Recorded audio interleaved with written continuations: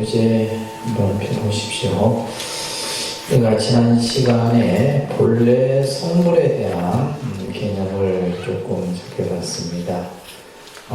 내가 본래 부처다라고 하는 이것을 먼저 여러분들이 알아야 하는데, 우리의 중생의 미혹한 마음으로 인해서 우리가 본래 성물의 의미를 정확하게 우리가 알고 있지 못하는 그죠? 여러분들 이제 오늘 잠깐 설명드려야 될 내용이, 그러면 본래 성물이라면 굳이 닦아야 할 필요가 있을까라고 하는 이 질문에 대한 설명을 좀 하겠습니다. 우리가 본래 성물이라면 왜 닦아야 하느냐? 그것은 나가 있다는 착각에 빠져 스스로가 본래 부처라는 사실을 모르고 그것을 보지 못하고 있기 때문이다. 다시 말해서 나가 있다라는 착각, 그러니까 우리가 이제 불교의 사상은 무아사상이라 그럽니다. 나라고 할 만한 실체가 없는데 우리 중생은 뭐요? 내가 있다라는 생각에 빠져 있죠. 그 내가 있다라는 생각으로 인해서 우리는 뭐가 일어납니까? 탐욕과 분노와 어리석음이 일어나는 거예요. 그래서 그 내가 있다라는 착각에 스스로 빠져서 내가 본래 부처라는 것을 보지 못하고 있다. 그래서 우리가 본래 부처라는 것을 보지 못하고 있기에 우리가 수행이라고 하는 것이 필요하다는 겁니다. 그래서 부처님께서도 여러 경전에서 본래 부처에게 닦을 것도 없고 증득할 것도 없다. 무스무중이라는 이 말씀은 마조 스님께서도 이제 그 마조 스님의 가르침에서도 강조되는 얘기예요. 우리가 예를 들면 닦을 것도 없고 증득할 것도 없다. 왜? 본래 부처이기 때문에. 그런데 왜 우리가 닦아야 함이 있고 또 그것을 증득함이 필요하느냐? 바로 내가 본래 부처라는 사실을 모르고 있기 때문이라는 겁니다. 자, 우리가 역대 선사들이 수행하지 않고 깨달은 일은 없는 거죠. 성철스님을 비롯해서 많은 우리 근현대사의 선사들도 마찬가지고, 아주 치열한 어떤 수행을 통해서 이제 그 번뇌가 다 소멸되었을 때 그 자리에서 이제 본래 내가 부처라는 사실을, 바로 성불의 그 깊은 뜻을 우리가 알게 되는 겁니다. 자, 그러면서 이제 열심히 수행할 것을 강조하죠. 열심히 수행할 것을 강조하는데, 그러면 닦아야 할 필요가 없다고 하면서 다시 왜 또 수행이라는 것을 이렇게 강조할까? 그것은 바로 우리 중생의 현재적 상황이 본래 부처인 자신의 성품을 살려내고 있지 못하기 때문이다. 자, 내가 본래 부처라면 여러분들이 마음 하나하나가 전부 다 부처의 마음으로 표현되어야 됩니다. 그죠? 생각을 하는 것도, 우리가 행동을 하는 것도 전부 부처님의 행동, 부처님의 생각, 부처님의 말로 이렇게 나타나야 되는데, 그렇지 못하다는 거죠.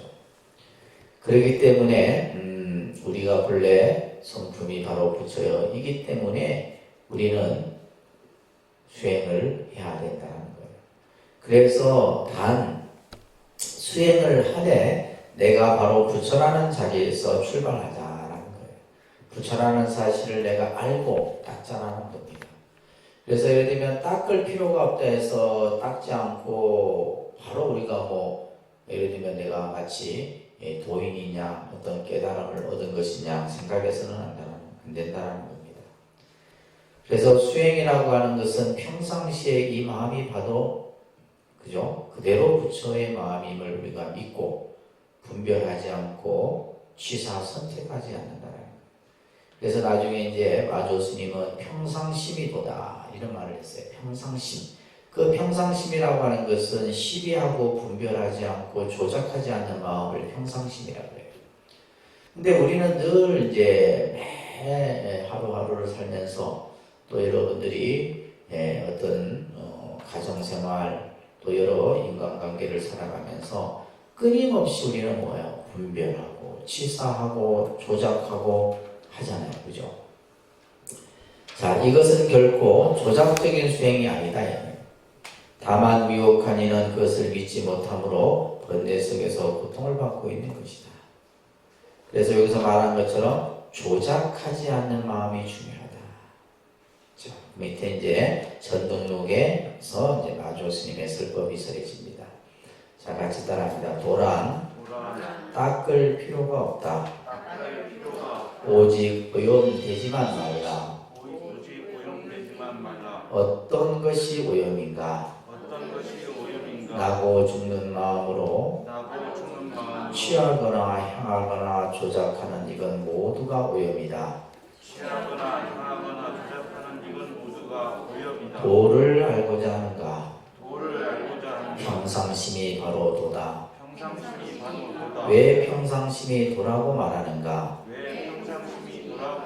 여기에는 조작도, 시비도, 치사도, 단상도, 범부와 승인도 없기 때문이다.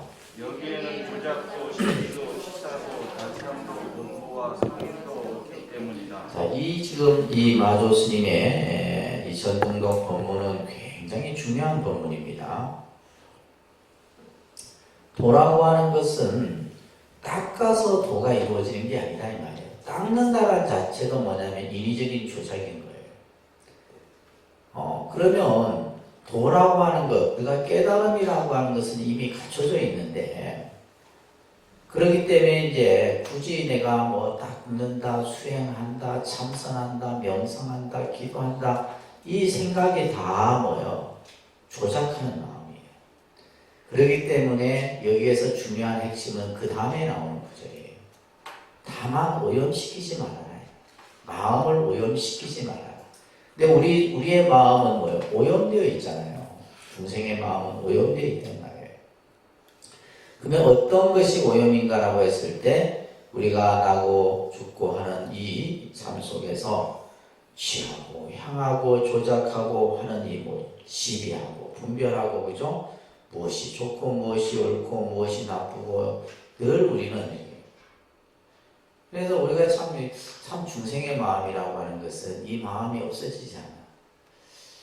그냥 우리가 예를 들면 음식도 있으면 있는 그대로 먹으면 되는데 입에 들어가는 순간 우리는 뭐예요? 맛있다 맛없다라는 것을 분별한다. 그렇잖아요, 그죠? 그러니까 이거는 누가 시켜서가 아니라 이미 내 어떤 생각 속에서 그 생각이 일어나 버려요. 그냥 우리가 밥을 먹어도 그냥 있는 그대로 그냥 먹으면 되고 하는데, 왜냐면 우리는 먹는 것에, 입는 것에, 또 보는 것에 늘 마음이 그것을 향해서 치닫고 있기 때문에 이것을 향한다 그래요. 마음이 어딘가를 자꾸 향해 가는 거예요. 또 취한다라는 말은 뭔가 좋아하는 것을 자꾸 따라가는 거예요. 이런 것들이 전부 오염된 마음이다. 이제 저희 의사 선생님 같은 경우는 이제 저도 이제 뭐 가까이서 오래 모시고 그러진 않았지만은 딱 배워야 될 점이 하나 딱 있어요. 뭐냐? 음식에 대해서 맛있다 맛없다 소리를 안 하셔요. 그 자리에서. 우리는 하거든요. 우리는 하는데 의사 선생님은 우리가 봐도 막 이거 진짜 맛이 없어 못 먹을 음식인데도 그냥 쓰세요. 짠 대로 스님 안 짭니까? 그냥 먹으면 되지 이렇게 하세요. 싱거우면 또 싱거우면 그냥 건강에 좋지 이렇게 드시고 이게 이제 참 그런 모습을 볼 때 우리가 저래 해야 되는데 하는데 이게 안 그런 거예요. 이것들이 이제 전부 우리 중생의 오염된 마음이라는 겁니다. 도를 알고자 하느냐 이 말이에요. 도를 알고자 하느냐. 그죠? 우리가 깨달음이 도대체 뭔가? 부처님이 진리를 깨달아서 부처가 되셨는데 그 깨달음이라는 게 과연 무엇이냐? 평상심이 바로 도다. 이게 유명한 설법입니다. 평상심. 그래서 우리가 수행을 하고 일상의 마음이 바로 이 평상심이 되어야 돼요. 그 평상심이라고 하는 것이 뭐냐? 조작도, 시비도, 치사도, 단상이라는 말은 예를 들면 단은 유한한 거고 상은 영원한 것을 말하는 거예요. 영원한 것도 없고 무한한 것도 영원하지 않는 것도 없는, 또한 여기에는 범부도 성의도 없다 이 말이에요. 일체 뭐요? 어떤 분별과 우리가 말하는 조작의 그러한 마음이 없는 것이 바로 평상심이다. 자, 우리가 그러면 가나선 수행을 하는 이유가 뭐예요? 평상심을 갖는 거예요. 평상심을 갖는 수행을 하는 것이 바로 선수행이다. 아시겠습니까? 우리가 평상심을 가지려고 해요. 그래서 우리 생각 속에서 일어나는 끊임없는 이런 조작, 시비, 분별 이런 마음들을 어떻게 하나하나 끊어갈 것인가? 자, 이러한 조작과 시비를 떠난다는 것은 바로 아르마리를 없애기 위한 것이다. 우리가 이제 선에 있어서 이 아르마리가 바로 전부 여기에 해당되는 거예요. 자, 또한 아르마리. 아르마리라는 것은 그쵸. 우리가 이제 여러분들이 뭐 책을 통해서나 누구의 어떤 말을 통해서나 듣고는 자기 생각 속에 이것은 올바른 이론이고 이것은 올바른 말이고 이것은 맞고 이것은 틀리고 그러면서 내 생각 속에서 하나의 어떤 견해가 만들어져요. 자기 생각의 견해. 그것을 선에서는 지혜라고 하는 거예요. 지혜. 알지자 알해자예요. 지혜. 이것을 아르마리다라고 합니다. 아르마리를 일으키면 안 됩니다. 아르마리. 이 아르마리가 이제 선을 수행하는 데 있어서 가장 큰 병이라. 그러니까 이 아르마리라고 하는 것이 결국 여기서 말하는 것처럼 조작과 시비의 마음이 아르마리예요. 그렇잖아요. 그러니까 우리는 맨날 조작이라는 말은 뭔가를 짓는 거예요. 임의로 생각을 일으키는 거예요. 시비는 옳다 그르다라는 것을 분별하는 거. 그래서 이 선의 세계라고 하는 것은 우리가 생각할 수 없는 우리의 생각, 인식의 경계를 뛰어넘는 세계가 바로 선의 세계예요. 자, 이것을 이제 바로 없애기 위한 것이다. 그래서 모든 아르마리를 떠나 무심하게 되면, 그죠? 무심의 마음. 이 무심의 마음이 이제 조작하지 않는 마음이거든요. 그러니까 선이 향하는 마음은 무심이에요. 무심. 이것을 이제 우리가 교리적으로는 무의심이다라고 얘기를 하는 거예요. 그래서 이제 앞에서도 저희 이제 의사 선생님 얘기를 잠깐 말씀드렸지만은 맛있고 맛없고 그러면 스님이 뭐 예를 들면 입맛이 없어서 맛있고 맛없는 것을 분별하지 않겠어요? 그게 아니라 그냥 무심한 거예요. 모든 것을 무심히 받아들이는 이런 것들이 이제 우리가 이제 수행을 하는 본분에서 여러분들이 잘 알아야 된다는 겁니다.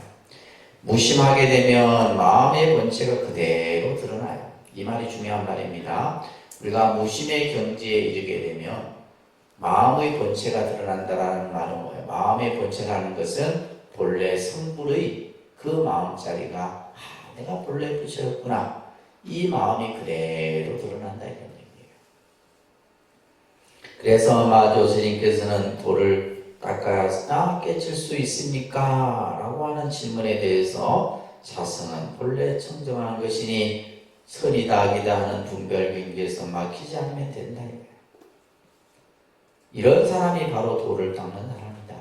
선이나 악이나 그죠? 이런 어떤 경계를 얽매이지 않는 그런 마음이 바로 선이다. 그래서 선을 우리가 이제 무에 걸림이 없는 경지를 선의 경지라 하거든요. 선이라고 하는 것이 이제 그러니까 이런 것들은 이제 잘못 그죠? 왜곡하거나 잘못 이해하게 되면 어긋나 버릴 수가 있는 거예요. 왜 선사들이 이런 말씀을 했을까? 왜 이 말씀이 우리가 수행을 하는 데 있어서의 중요한 근본 그 어떤 가르침인가를 우리가 잘 알아야 된다는 겁니다. 자, 조사선에서는 수행자들이 스스로가 본래 부처임을 확인하기 위해서 선문답을 통해서 깨닫는 정득의 과정을 거치게 되죠. 그래서 우리가 이제 조사선에서는 선문답이라고 하는 이런 개념이 이제 뒤에서 이제 구체적으로 나옵니다. 스승이 제자에게 묻죠. 또 예를 들면 제자가 공부를 오랫동안 해서 스승에게 묻습니다. 그 물음과 답을 하는 가운데서 깨달음을 인가를 해주기도 하고 그 공부에 대한 검증을 해주기도 하는 거예요. 그래서 이제 우리가 성가에서는 수시로 선사가 법을 설하고 그 법에 대해서 제자가 질문하고 이런 어떤 공부 방법들이 행해져 왔던 겁니다. 그래서 가나선에서는 깨달음의 과정을 화두라는 방식을 도입해요. 화두. 그래서 가나선 하면 여러분들은 뭘 생각해요? 화두를 참고한다. 화두에 대한 의식을 두는 공부가 바로 가나선이다라는 겁니다. 자, 그래서 그 다음 페이지 보시게 되면 역대 조사들의 수행과 그런 어떤 기원, 깨달음의 기원에 대한 얘기가 나옵니다. 그래서 정말 많은 내용들이 설해지고 있는데 그 다음 장에 보시게 되면 조사선에서 이루어졌던 특정한 깨달음의 계기는 상당설법, 상당설법. 상당설법이라는 것은 이제 스승이 법상에 올라가서 일정한 그 날에 맞추어서 설해지는 법문을 상당설법이라고 해요. 그래서 당에 올라서 설해지는 설법과 또 그냥 일상생활 사역에서 이루어지는 선문답, 이런 또 이제 선사들이 갖는 여러 가지 행동들, 이런 것들 속에서 예를 들면 이제 뭐 자연의 어떤 소리, 자연물에 대해서 그것을 보고 깨닫는 그런 경우들, 다양한 이제 이야기들이 오록에서 나오게 됩니다. 자, 첫 번째가 우리가 이제 선이라고 하는 이 깨달음의 세계 속에서는 언화 변호라는 말이 나와요. 언화. 말이 끝나기 전에, 언화라는 말이 끝나기 전에 바로 깨닫는 이러한 언화 변호에 대한 얘기를 우리가 볼 수가 있습니다. 그래서 이제 예를 들면 해능 스님 같은 경우도 이제 그 제자들에게 본래 면목의 자리를 들어보이는 그 순간에 바로 이제 깨닫게 되죠. 그것을 우리는 이제 도노라는 말을 이제 사용하게 되는데, 이러한 것들이 이제 여러 오록들에서 설해지고 있습니다. 그 다음 장에는 보시게 되면 조주가 반스님에게 묻습니다. 제가 이곳에 처음 왔습니다. 잘 지도해 주십시오. 이렇게 이제 제자가 조주에게 이제 이렇게 법을 지도해 줄 것을 청하죠. 그런데 조주 선사가 이렇게 물어요. 아침에 죽은 잘 먹었느냐? 이렇게 물어요. 그러니까 예를 들면 잘 지도해 달라고 이렇게 이제 물었는데 조주의 답은 뭐예요? 아침에 죽은 잘 먹었느냐? 이렇게 이제 물어요. 그러자 제자가 답하기를 네, 죽은 먹었습니다. 그러자 다시 조주가 말합니다. 그러면 죽을 먹은 바리떼를 씻게나, 이렇게 얘기해요. 그 자리에서 이 스님은 깨달았더라는 거예요.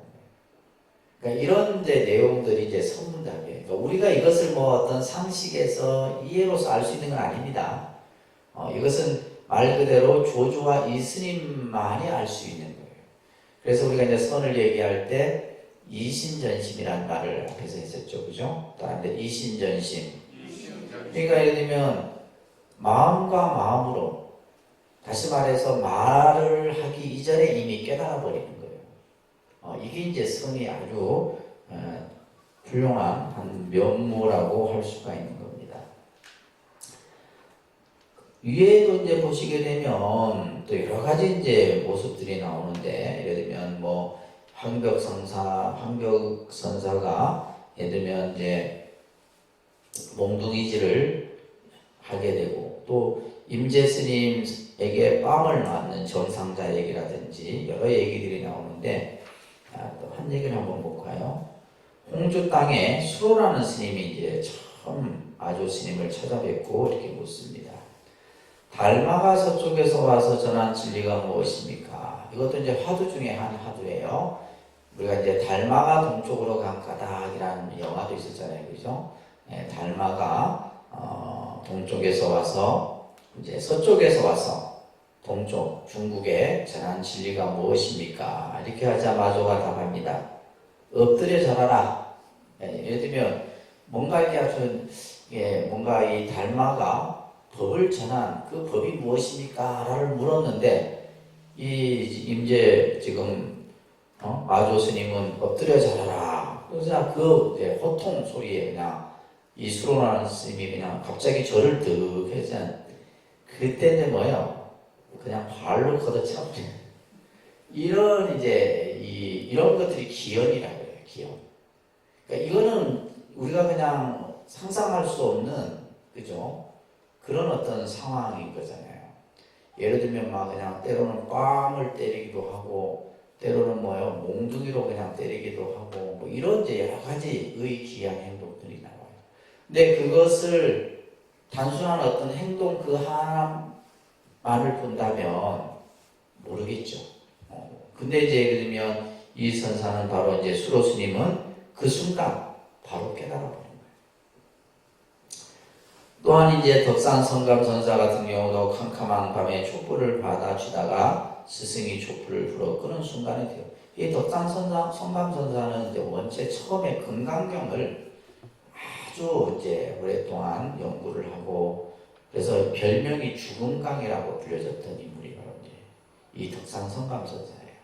근데 이 덕산 성감 선사가 이제 그냥 평생 자기가 봤던 금강경을 태워버리고 이제 이 선을 하게 된 계기가 있었죠. 바로 떡 파는 노인을 만나서 이제 길을 가다가 떡 파는 노인이 이 덕산 성감 선사에게 뭐라 얘기를 해요? 과거의 마음도 얻을 수 없고 현재의 마음도 얻을 수 없고 미래의 마음도 얻을 수 없다면 스님께서는 어디에 점을 찍으시겠습니까? 라고 유명한 금강경에 나오는 화두에 그래서 과거신 불가득, 현재신 불가득, 미래신 불가득이라는 그 구절이 나오잖아요. 그죠? 그래서 이제 어디에다 점을 찍을 것이냐, 마음을 어디에 점을 찍을 것이냐라고 하는 것, 그 한자가 이제 점심이라는, 우리가 점심 먹는다 할 때 점심이 그게예요. 그게서 유래된 겁니다. 그래서 근데 이제 이 평생을 금강경을 봤다라고 하는 이 덕산 성감 선사가 이 노인의 이 질문에 답을 못한 거예요. 그래갖고 이제 이 노인네가 스님 저기 가면 큰 스님이 계시니 그곳에 가서 이제 법을 받으십시오. 이렇게 해서 이제 다시 이제 덕산 성감 선사는 그 노인네가 말한 이제 절을 찾아갔는데 거기에서 이제 여기서 말하는 것처럼 저녁 예불에 하기 위해서 방에서 나오는 순간 대돌에 이렇게 호롱불을 비춰줬는데 그 순간 확 꺼버려요. 그때 이 덕산 성감 선사가 깨달음을 얻는 이런 이야기들이 나오게 되는 거예요. 또 예를 들면 뭐 대나무나 돌멩이에 부딪히는 소리에 깨친 이러한 이야기들, 또 서산 스님 같은 경우는 다구는 소리를 듣고 깨달았고, 그죠? 용성 선사 같은 경우는 낙동강을 건너다 깨달았고, 또 뭐 예를 들면 경봉 스님 같은 경우는 법당에 촛불이 이렇게 불빛이 이렇게 움직이잖아요. 그걸 보고 깨달으시고 이런 것들이 이제 전부 깨달음의 기원이다라고 하는 겁니다. 자, 그러면 이러한 이제 역대 조사들의 이러한 선법, 우리가 말한 조사선, 가나선이 왜 최상승의 가르침인가라고 이제 우리가 얘기를 합니다. 그러니까 쉽게 얘기해서 선은 아무나 공부하는 것이 아니에요, 사실. 아무나. 그러니까 예를 들면 공부할 수 있는 근기가 돼야 돼요. 그래서 최상승의 근기를 가진 자만이 선을 공부한다라고 얘기를 하는 거예요. 예, 왜 그러냐면 이 공부는 쉽게 얘기해서 경절문이라 해서 지름길로 바로 가는 길이에요. 깨달음이라고 하는 목적지가 있다면 그 깨달음이라는 목적지에 바로 갈 수 있는 지름길이 바로 이 선의 수행이다. 반면에 이제 교는 뭐예요? 점차적으로, 그죠? 부처님의 경전을 이해하고 그 이해를 통해서 내가 부처님의 어떤 진리를 깨닫고, 그래서 우리가 예를 들면 이제 이 지름길은 우리가 산을 탈 때도 마찬가지 아니에요? 지금 저 위에 정상인데 가장 빠른 길이 있어. 근데 그 가장 빠른 길은 뭐예요? 험난해. 험난하고 막 가파르고 힘들어. 그러니까 예를 들면 그 길을 잘 알지 못하는 사람은 올라가요, 못 올라가요? 못 올라가요.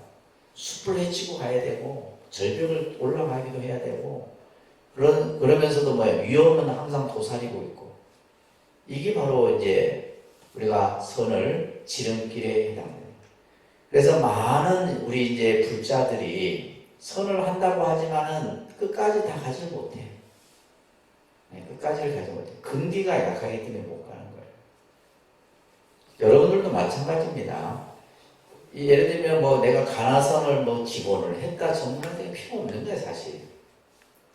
중요한 것은 얼마만큼 여러분들이 앉아서 10년이고 20년이고 30년이고 그 수행을 꾸준하게 하느냐가 중요한 거지. 그러니까 이제 그것을 하기 위해서 선에 대한 이해라든지 방법이라든지 이런 것을 모르니까 이것을 가르쳐 주는 것 뿐이지. 예를 들면 뭐 내가 간호선 공부했다고 해서 뭐 선을 여러분들이 얼마나 알겠어요? 안 그래요? 예를 들면 우리 선원에 있는 스님들이 30년, 40년, 50년을 그냥 밥 먹고 앉고 밥 먹고 앉고 밥 먹고 앉아도 깨달음의 길이 먼 것이 선이다. 근데 우리들 같이 예를 들면 그냥 뭐 하루에 뭐 몇 시간, 한두 시간, 일주일에 한두 시간 해갖고 무슨 선을 알겠어? 사실은 그래서 우리가 이제 그렇지만은 이 선 수행이라고 하는 것이 바로 최상승의 수행법이기 때문에 그렇잖아요. 최상승의 수행법이기 때문에 이것을 인연을 맺다 보면 여러분들이 금생에 이것을 다 이루지 못하더라도 다음 생에 또 할 수 있고 다음 생에 또 할 수 있는 거예요. 그래서 이제 우리가 보통 이제 이 불교 공부는 근기에 따라서 하셔야 되는 거예요.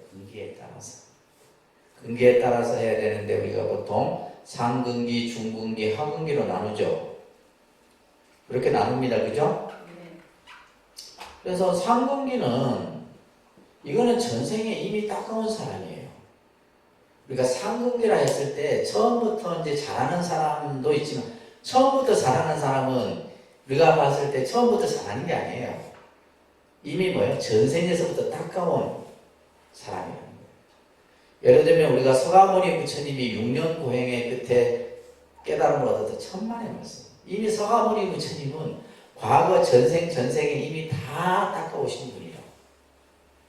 그걸 우리는 알아야 된다 이 말이에요. 그러기 때문에 이 상근기는 뭐 예를 들면 금생에 태어나서 머리가 좋고 그냥 뭐 건강이 좋아서 그게 아니에요. 이미 전생부터 다 닦아온 결과로서 이미 갖춰진 사람을 상근기라. 무슨 말인지 아셨어요? 이런 사람들을 상근기라 그래요. 그러면 이거보다 이제 좀 낮은 근기가 있어요. 이 중근기는 뭐냐면 금생에 그래도 부처님 법 만나갖고 열심히 하는 사람을 중근기야. 그 다음에 이제 그보다 못한 게 하근기. 그래서 이제 이러한 이제 근데 이 상근기가 됐든 중근기가 됐든 하근기가 됐든 그 목적은 뭐예요? 똑같은 거죠. 우리가 산이라고 하는 정상에 오를 때 예를 들면 지름길로 가든 이미 누가 닦아놓은 길로 가든 그죠? 어떤 길로 가든 결국 정상에 다 오르면 똑같이 오르잖아. 그 목적은 뭐예요? 우리가 목적은 성불이에요. 성불. 상근기가 됐든 중근기가 됐든 하근기가 됐든 그 목적은 뭐다? 성불이에요. 그러면 예를 들면 이제 아까도 얘기했듯이 이 참선 수행이 최상승 공부예요. 최상승 공부입니다. 최상승 공부고 예를 들면 역대 조사들, 역대 선사들이 예를 들면 선을 통해서 깨달은 이가 더 많다.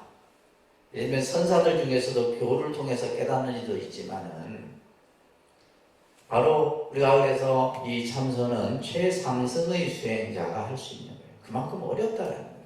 힘들고. 때로는 이 몸도 망가질 수도 있어요. 몸도. 그 다음에 우리가 이제 그나마 좀 내가 그래도 부처님 법을 내가 교리를 통해서 부처님의 말씀을 이해하고 경전에 가르침을 내가 배워서 실천하는 거, 이게 중궁기죠. 그래서 우리가 보통 경전을 공부하는 그런 근기는 중궁기 정도 해당되는 거예요. 그 다음에 마지막에 하근기는 뭐예요? 하근기라 할지라도 부처님 불법 인연이 있어. 그래서 어디에서는 그래도 남아미타불은 들어봤다 이 말이에요. 내가 남아미타불을 한다든지 오마니만명을 한다든지 이거는 그렇게 어려운 게 아니잖아요. 쉽게 할 수 있는 거고 쉽게 접근할 수 있는 거예요. 그래서 우리가 보통 연불 수행을 하근기 수행이에요. 근데 이 참선 수행이든 경전이든 연불이든 결국 목적은 뭐다? 성불이라고 하는 거예요. 그러면 이 최상승 이 수행법인 참선은 뭐요?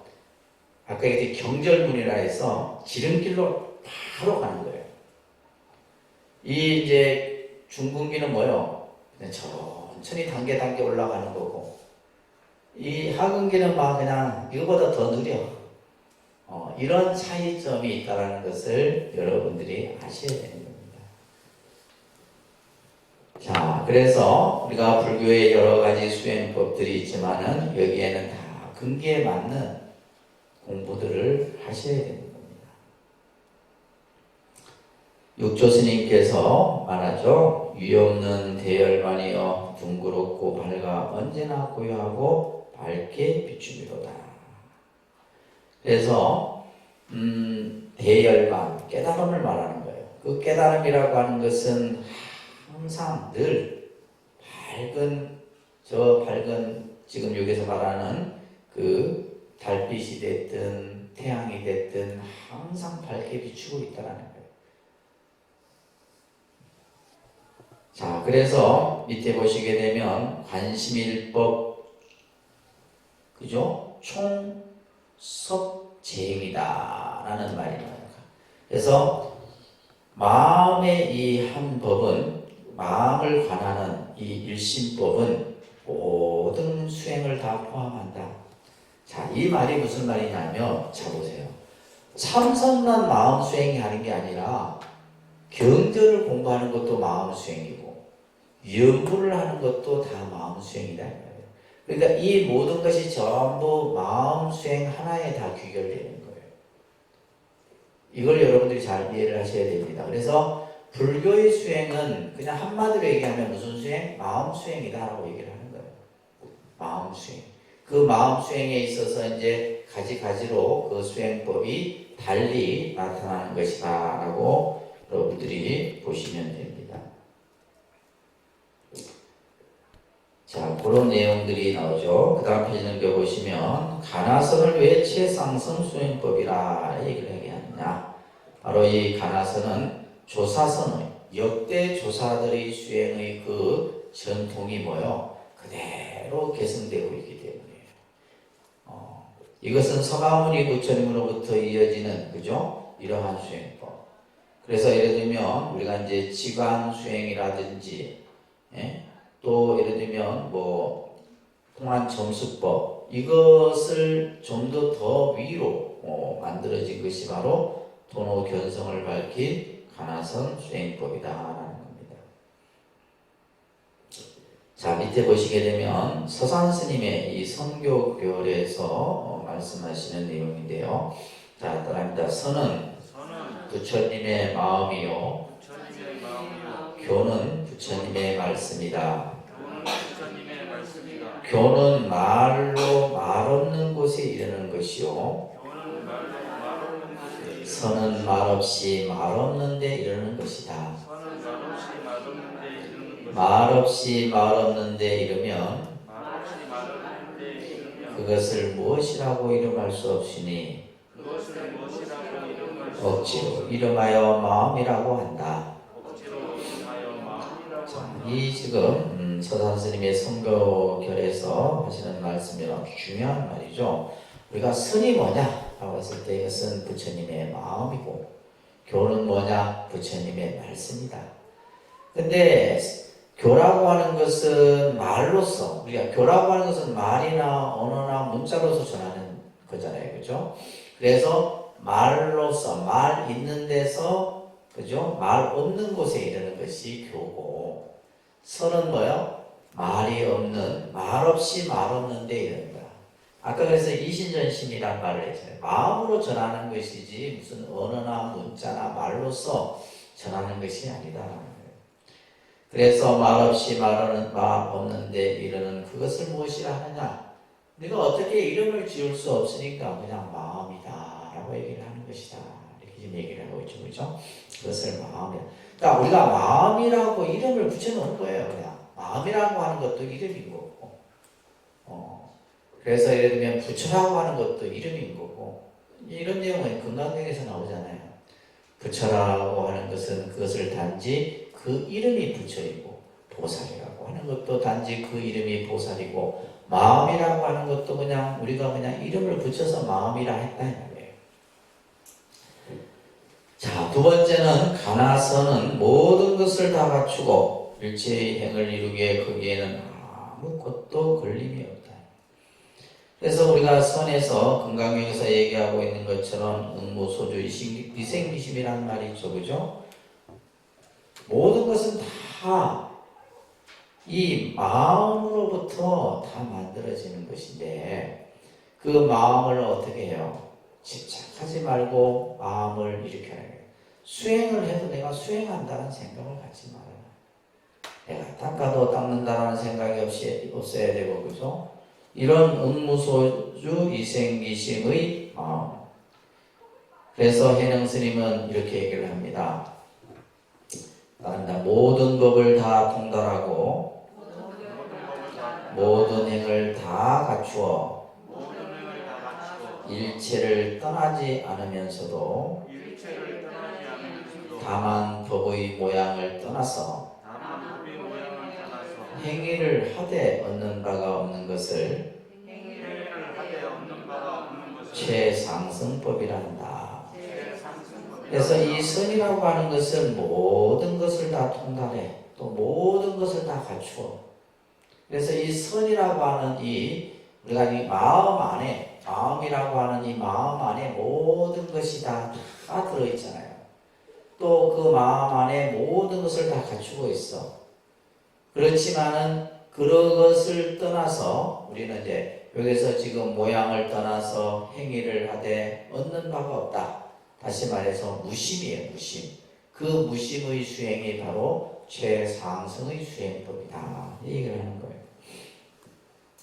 세 번째 가나서는 조사선 정신을 충실하고 있고 있는 데다가 또한 화두창구를 통해서 우리의 분별의식을 차단하는 그러한 이제 수행법이죠. 그죠? 그래서 우리가 왜 화두를 드느냐라고 했을 때 내 의식에서 분별의식을 끊기 위한 거예요. 다시 말해서 번뇌망상을 끊기 위해서 화두라는 이 수행법을 갖는 거예요.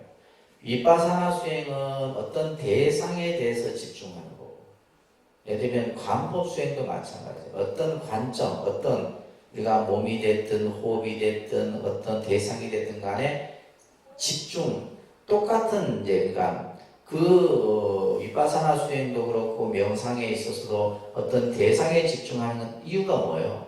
생각이 일어나는 생각을 한 곳에 집중하게 하는 거예요. 그러면 나중에는 그 생각조차도 이제 끊어져 버리는 거죠. 번뇌 자체가 일어나지가 않아요. 우리가 예를 들면 한 생각이 일어나면 그 한 생각이 마치 파도가 한 갈래의 파도에서 수백 개의 파도로 갈라졌다가 다시 고요해지듯이 그와 같은 거예요. 생각의 파장이 확 일어날 때는 막 수없이 일어납니다. 근데 그것이 어느 정점에 이르게 되면 생각이 다 고요해지는 거예요. 그래서 이 화두참선화두창구법은 우리의 어떤 분별의식은 번뇌망상이에요. 우리의 이 번뇌망상이 내 마음을 딱 덮고 있잖아요. 우리의 어떤 본래 성불의 마음자리, 그 근본자리를 덮고 있기 때문에 그것을 싹 걷어내버립니다. 그래서 가나서는 화두창구를 통해서 깨달음에 가장 빨리 질러가는 길인, 아까 이 경절문이 여기에 나오네, 그죠? 경절문이라는 거. 가장 빠른 길이에요. 가장 빠른 길. 그래서 최고의 수행법이다 라고 얘기를 하는 겁니다. 경절문이란 다양한 우회 방법을 다 끊어버리고 가장 근원으로 바로 가는 가장 빠르고 간명하고 적절한 길이라는 뜻에서 우리가 이제 경절문이라고 얘기를 합니다.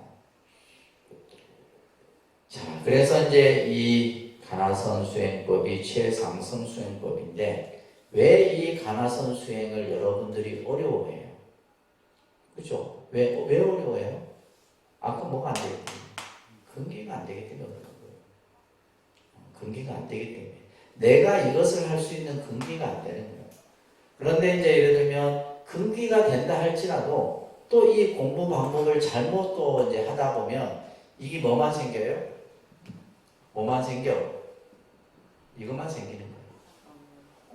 예를 들면 이걸 없애는 것이 지금 이 수행의 근본인데 오히려 공부를 잘못하면 이것만 생겨요.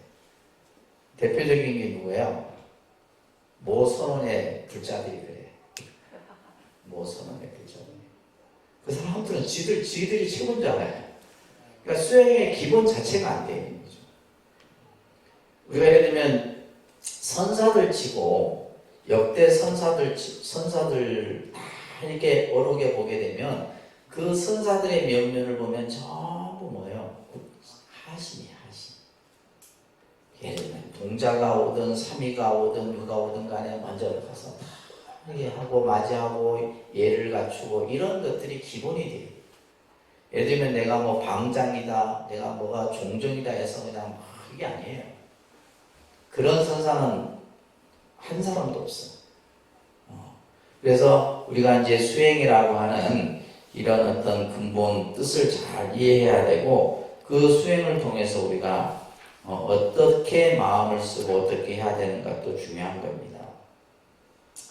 그래서 공부한 지 서장에 나오는 말씀인데 오래되었음에도 힘을 얻지 못하면 바로 간명하게 힘을 얻는 방법을 구해야 한다라고 하는 얘기들이 전해지고 있습니다. 자, 그 다음 페이지 보시면 이제 서산 스님의 설법에서도 말세가 되니 거의 낮은 근기뿐이다. 말세가 될수록 근기가 낮는 거예요. 우리들이. 그렇잖아요. 그래서 예를 들면 이제 우리가 정법 시대가 있었고 상법 시대가 있었고 그 다음에 지금의 우리가 사는 시대는 말법 시대예요. 말법 시대는 정법이 통하지 않는 시대가 말법입니다. 그러면 말법 시대는 뭐가 통해요? 사법이 통하는 거예요. 사법. 삿된 가르침이 그냥 사람들이 그냥 혹하고 하는 거예요. 그래서 지금 이제 여기에 서산 스님의 말씀처럼 말세가 되니 근기가 나는 거의가 근기가 낮다.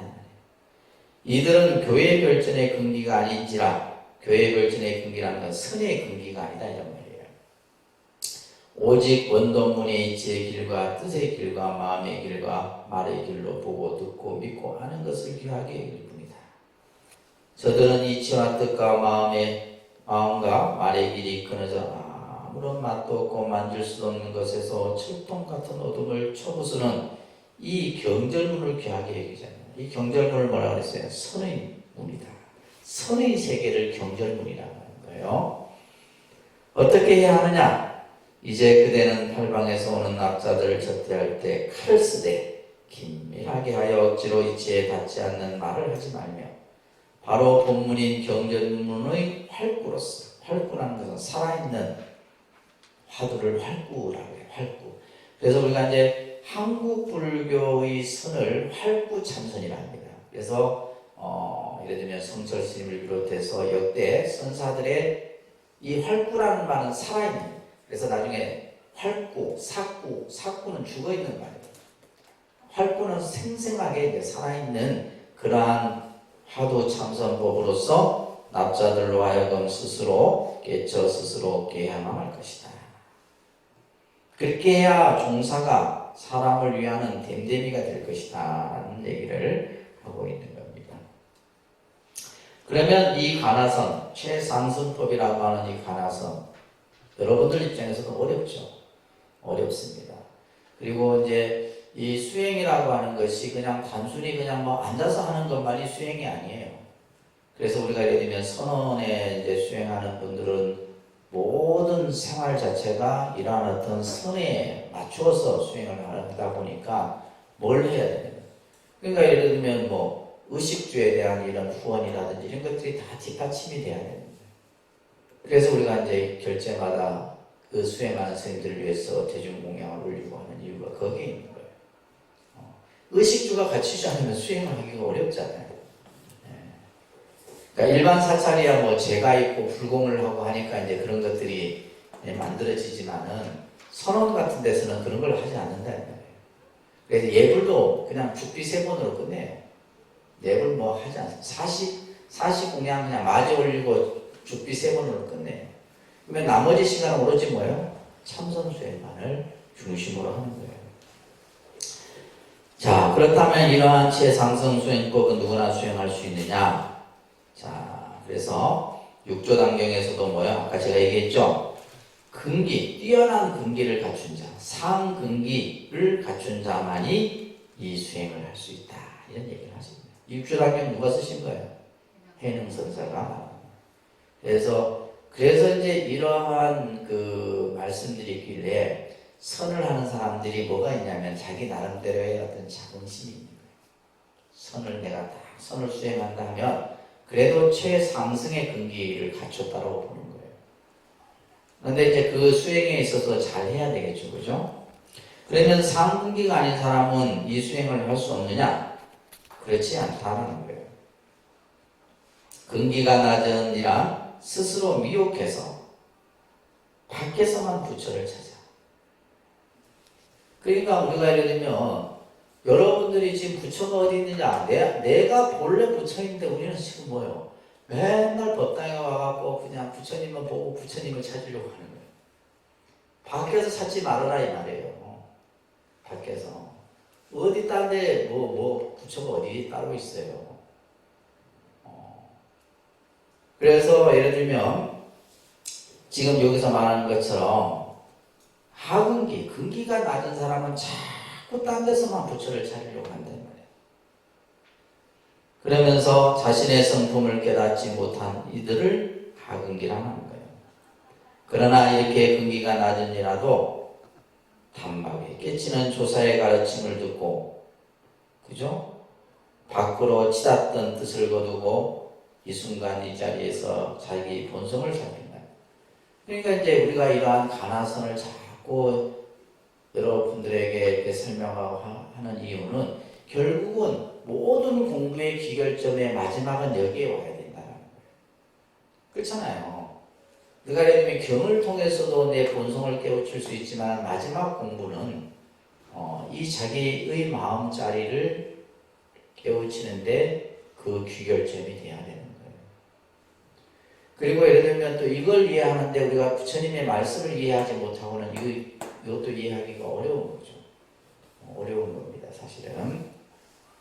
그래서 실제 이제 그 스님들 같은 경우도 처음 선방에 들어가기 위해서도 이런 이론적인 것들을 다 배우세요.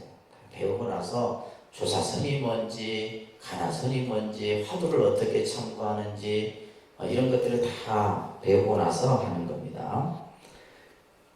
그런다면 이 사람이 바로 이제 하근기에서 뭘로 바꿔지는 거예요? 상근기로 바꿔지는 거예요. 그런다면 누구나 가나선에 들어갈 수가 있다. 자, 요즘 가나선에 대한 이 문제가 요즘에 보면 이제 명상이나 이런 것들은 쉽습니다. 쉬워요. 그냥 일반인들이 쉬우니까 하는 거예요. 쉬우니까.